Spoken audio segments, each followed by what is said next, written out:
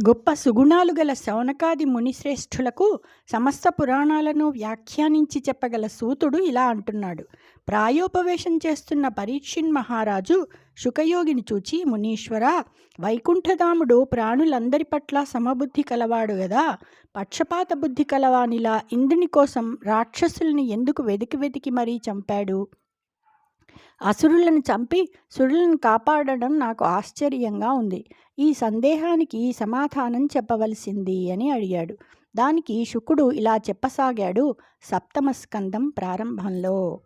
నీ సంప్రశ్నము వర్ణనీయము గదా నిక్కంబురాజేంద్ర, లక్ష్మీ సంభావ్యుని సచ్చరిత్రము మహాచిత్రంబు చింతింప, తద్దాసాఖ్యానములొప్పు విష్ణుచరణ ధ్యాన ప్రధానంబులై, శ్రీ సంధానములై, మునీశ్వర వచోజేగీయమానంబులై.